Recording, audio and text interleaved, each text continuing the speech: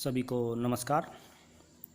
12वीं कक्षा आरो भाग 2 से आज हम काले मेघा पानी दे नामक संस्मरण का सार पढ़ेंगे, जिसके लेखक धर्मवीर भारती जी हैं।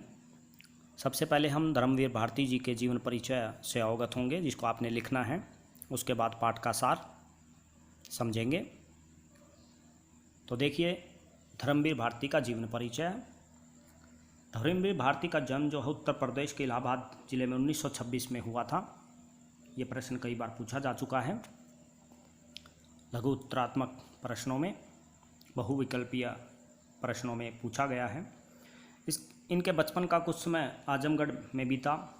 इनके पिताजी की मृत्यु के बाद परिवार को भयानक आर्थिक संकट से गुजरना पड़ा।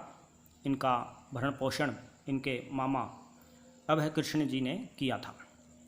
1942 में इंटर कॉलेज कायस्थ पाठशाला से इंटरमीडिएट इन्होंने किया, यानी 12th पास कायस्थ पाठशाला से इन्होंने की। 1943 में इन्होंने प्रयाग विश्वविद्यालय से BA परीक्षा पास की। 1947 में इन्होंने MA हिंदी से पास की। तत्पश्चात इन्होंने डॉक्टर धीरेन्द्र वर्मा के निर्देशन में सिद्ध साहित्य पर शोध कार्य किया, यानी PhD की उपाधि के लिए कार्य किया। अभ्युदय संगम पत्रों में लिखने का कार्य किया। बाद में प्रयाग विश्वविद्यालय के हिंदी विभाग के प्राध्यापक के पद के रूप में कार्यरत रहे। 1960 में नौकरी छोड़कर धर्मयुग पत्रिका का संपादन किया। ये महत्वपूर्ण प्रश्न है, धर्मयुग पत्रिका का संपादन किसने किया? तो धर्मवीर भारती नाम से ही आप याद रखेंगे। दूसरा शतक में इनका स्थान विशिष्ट रहा है। इन्होंने कवि, उपन्यासकार, कहानीकार, पत्रकार और आलोचक के रूप में हिंदी जगत में अमूल्य रचनाएं दी हैं। पद्मश्री, व्यास सम्मान तथा अनेक पुरस्कारों से इनको नवाजा गया है। इन्होंने इंग्लैंड, जर्मनी, थाईलैंड आदि देशों की यात्राएं भी की। 1997 में इनका देहांत हो गया। उसके बाद इनकी रचनाओं की बात करें, प्रमुख रचनाएं लिखेंगे आप। इनकी प्रमुख रचनाएं इस प्रकार से हैं। कविता संग्रह देखिए आप, कनुप्रिय, 7 गीत, ठंडा लोहा, कहानी संग्रह, बंद गली का आखिरी मकान, मुर्दों का गांव, चांद और टूटे हुए लोग। उपन्यास देखिए, सूरज का 7वां घोड़ा, गुनाहों का देवता। ये उपन्यास रहे हैं, सबको अलग रखें। गीति नाटक की बात करें तो अंधा युग। निबंध संग्रह में पश्यंती, कहानी अनकहानी, ठेले पर हिमालय। आलोचना में प्रगतिवाद, एक समीक्षा, मानव मूल्य और साहित्य। नदी प्यासी थी, एकांकी संग्रह इनका है। साहित्यिक विशेषताएं आप लिखेंगे अंत में। धर्मवीर भारती के लेखन की खासियत यह है कि हर उम्र और हर वर्ग के पाठकों के बीच इनकी अलग अलग रचनाएं लोकप्रिय रही हैं। ये मूल रूप से व्यक्ति स्वतंत्रता यानी स्वतंत्रता पर, मानवीय संबंध और रोमानी चेतना के रचनाकार रहे हैं। तमाम सामाजिकता व उत्तरदायित्वों के बावजूद इनकी रचनाओं में व्यक्ति की स्वतंत्रता ही सर्वोपरि रही है। इनकी रचनाओं में रोमानियत संगीत में लय की तरह मौजूद है। इनकी कविताएं, कहानियाँ, उपन्यास, निबंध, गीति नाट्य और गीति जो नाट्य हैं वह रिपोर्टाज हिंदी साहित्य की उपलब्धियाँ हैं। ये आप लिखेंगे इनकी प्रमुख साहित्यिक विशेषताओं में। अब चलते हैं पाठ के सार की ओर। उससे पहले थोड़ा भाषा शैली के बारे में भी लिखेंगे। भारती जी ने निबंध और रिपोर्टाज भी लिखे। इनकी गद्य लेखन में सहजता और आत्मीयता है। बड़ी से बड़ी बातचीत को ये आम शैली में प्रयोग करते हैं, सीधे पाठकों के मन को छू लेते हैं। इन्होंने हिंदी साहित्यिक पत्रिका धर्मयुग के संपादन के रूप में कार्य किया और कार्य करते हुए हिंदी पत्रकारिता को सजा संवार कर गंभीर पत्रकारिता का एक मानक बनाया।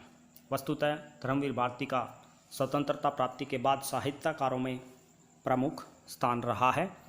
ये इनकी भाषा शैली में आप जोड़ सकते हैं। अब चलते हैं पाठ के सार की ओर। काले मेघा पानी दे, जैसे कि नाम से ही आभास हो जाता है कि बारिश और पानी की जिक्र, पानी का कहीं ना कहीं इससे संबंध दर्शाया गया है। तो यह संस्मरण है जो लेखक ने अपने अनुभवों के आधार पर एक रेखा चित्र जो प्रस्तुत किया है उसको संस्मरण में शामिल किया जाता है। तो देखिए, काले मेघा पानी दे संस्मरण में लोक प्रचलित विश्वास और विज्ञान के द्वंद्व का चित्रण किया गया है। यानी विज्ञान को मानना या अपने विश्वासों को, लोकमत को मानना कौन सा उपयुक्त है, इसमें यह तर्क देते हुए कुछ ना कुछ आपको समझाने का प्रयास किया गया है।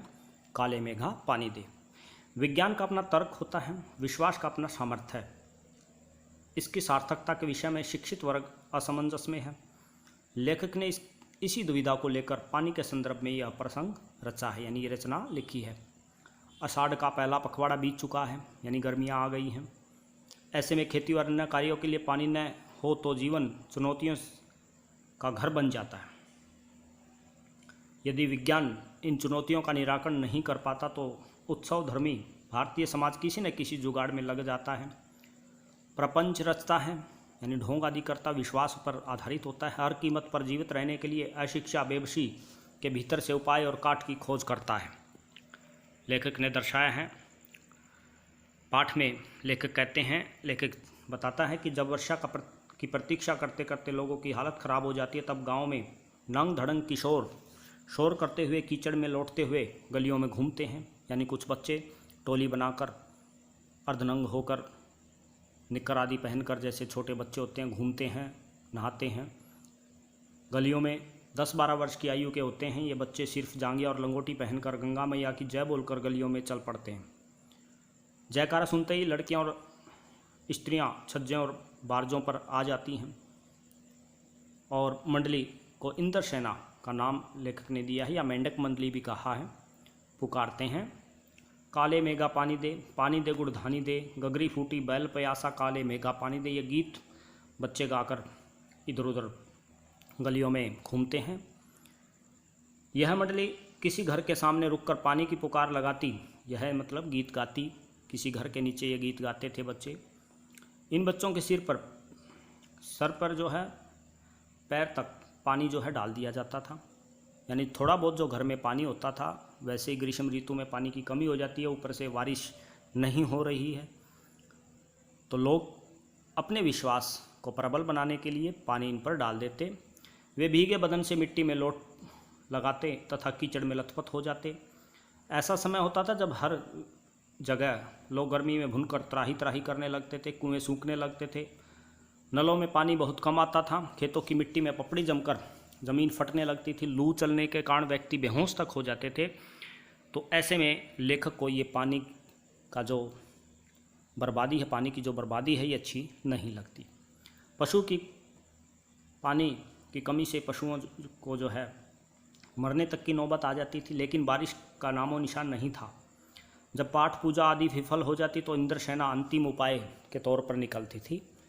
यानी लोगों का विश्वास था, अंधविश्वास कह सकते हो, कि वो मेंढक मंडली यानी इंद्र सेना, जो बच्चे गलियों में घूमते थे, उन पर लोग पानी डालते ताकि ईश्वर भी उनको पानी दे, इंद्र देवता जो है प्रसन्न हो जाएं। लेखक को यह समझ में नहीं आता था कि पानी की कमी के बावजूद लोग घरों में कठिनाई से इकट्ठा किया हुआ पानी इन पर क्यों फेंकते हैं। यह प्रश्न बहुत ही महत्वपूर्ण है। इस प्रकार अंधविश्वासों से देश को बहुत नुकसान होता है। यही बात लेखक इस मेंढक मंडली के जरिए समझाना चाहता है। मेंढक मंडली वालों की उम्र का लेखक स्वयं था। वह आर्य समाजी था। कुमार सुधार सभा का उपमंत्री था। ये प्रश्न कई बार बहुविकल्पीय प्रश्नों में पूछा गया है, याद रखना। कुमार सुधार सभा का उपमंत्री था। समाज सुधार का जोश उनमें ज़्यादा था। ज़्यादा मुश्किल अपनी जीजी से उनकी झड़प होती थी। उनकी बड़ी जीजी होगी जो उम्र में उनकी माँ से भी बड़ी थी। वे सभी रीति रिवाजों, तीज त्योहारों को, अनुष्ठानों को लेखक के हाथों पूरा करवाती थी, उनके पास रहती थी और लेखक को अंधविश्वासों में शामिल करती थी। जिन अंधविश्वासों को लेखक समाप्त करना चाहता था वे सब कार्य लेखक को पुण्य मिलने के लिए करवाती थी। जीजी लेखक से इंद्र सेना पर पानी डालने के लिए भी कहती है और लेखक साफ मना कर देता है। जीजी ने कांपते हाथ और डगमगाते पांव से इंद्र सेना पर पानी फेंका।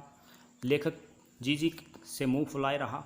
शाम को जीजी की दी हुई लड्डू मठरी भी नहीं खाई। पहले गुस्सा दिखाया, फिर गोद में लेकर समझाया। उन्होंने कहा कि यह अंधविश्वास नहीं है। और देखिए लेखक की जो जीजी थी, उनकी माँ की उम्र की लेखक को समझाती है कि यह अंधविश्वास नहीं है, इंद्र भगवान इससे प्रसन्न होंगे, खुश होंगे, वो हमें पानी देंगे। पानी की बर्बादी नहीं है, पानी का अर्ध है, यानी पानी का एक प्रकार से दान है, ताकि दूसरा ज़्यादा हमें मिल सके। दान में देने पर ही इच्छित वस्तु मिलती है। ऋषियों ने दान का महत्व बताया है। बिना त्याग किए दान नहीं होता। करोड़पति 2-4 रुपये दान में दे दे तो वह त्याग नहीं होता। ऐसी लेखक की जो जीजी थी वो उनको समझाती है। लेकिन लेखक इस बात को नहीं मानता। वह सोचता है कि वह अनपढ़ है और वह इस बात को नहीं जानती। लेखिका की जीजी समझाती है कि तू पढ़ लिख गया है। अभी किसान की बात उदाहरण देती है। 30-40 मन गेहूँ उगाने के लिए 5-6 शेर अच्छा गेहूँ बोता है। अच्छा अनाज उगाने के लिए हमें बीज डालना पड़ता है, कम बीज डालते हैं, उसके बाद ज़्यादा उपज होती है। इसी तरह जीजी से कहती है कि अपने घर का पानी इन पर फेंक कर बुआई करते हैं। पानी की बुआई होती है। शहर कस्बा और गाँव में पानी वाले बादलों की फसल आ जाएगी, हम बीज बनाकर पानी देते हैं, फिर काले मेघा से पानी मांगते हैं। यही इस पाठ का जो महत्वपूर्ण बिंदु है, सार है। ऋषि मुनियों ने भी कहा है कि पहले खुद दो, तभी देवता चौगुना करके लौटाएंगे। यह आम आदमी का आचरण है, जिससे सबका आचरण बनता है। यथा राजा तथा प्रजा सच होती है। तो लेखक की जो जीजी है वह अनेक उदाहरणों से लेखक को समझाना चाहती है। धर्मवीर भारती उस समय छोटे थे। गांधी जी महाराज भी यही कहते हैं। लेखक कहता है कि यह बात 50 साल पुरानी होने के बावजूद आज भी मन पर दर्ज है। अनेक संदर्भों में ये बातें मन को कचोटती हैं कि हम देश के लिए क्या करते हैं। हर क्षेत्र में मांगें बड़ी बड़ी हैं, पर त्याग का कहीं नामो निशान नहीं है। यानी कहीं ना कहीं लेखक भी उन चीज़ों से जुड़ जाता है कि देश के लिए कुछ ना कोई त्याग करेंगे तभी हम महान कार्य कर सकेंगे। आज स्वार्थ एकमात्र लक्ष्य रह गया है। हम भ्रष्टाचार की बातें करते हैं, परंतु खुद अपनी जांच नहीं करते। देखिए कितने अच्छे शब्दों में लेखक ने यहाँ समझाने का प्रयास किया है कि लोग चाहते हैं भ्रष्टाचार समाप्त हो जाए, लेकिन स्वयं इस बात पर नज़र नहीं डालते कि वो खुद भ्रष्टाचारी तो नहीं है। काले मेघ जो है उमड़ते हैं, पानी बरसाते हैं, परंतु गगरी फूटी की फूटी रह जाती है। यानी त्याग की भावना नहीं है, बैल प्यासे ही रह जाते हैं। यह स्थिति कब बदलेगी यह कोई नहीं जानता। इस प्रकार काले मेघा पानी दे नामक संस्मरण से लेखक ने व्यक्तित्व और उससे जुड़ी वे बातें उजागर की हैं जो हम दूसरों से चाहते हैं, लेकिन स्वयं उसके लिए कुछ नहीं करना चाहते। तो ये आपने सुना। अगली वीडियो में इसके अभ्यास के प्रश्नों की ओर चलेंगे। तब तक आप धर्मवीर भारती का जीवन परिचय लिखें और इनके छोटे प्रश्न यानी लघु उत्तरात्मक प्रश्न लिखें और याद करें। धन्यवाद। आपका दिन शुभ हो।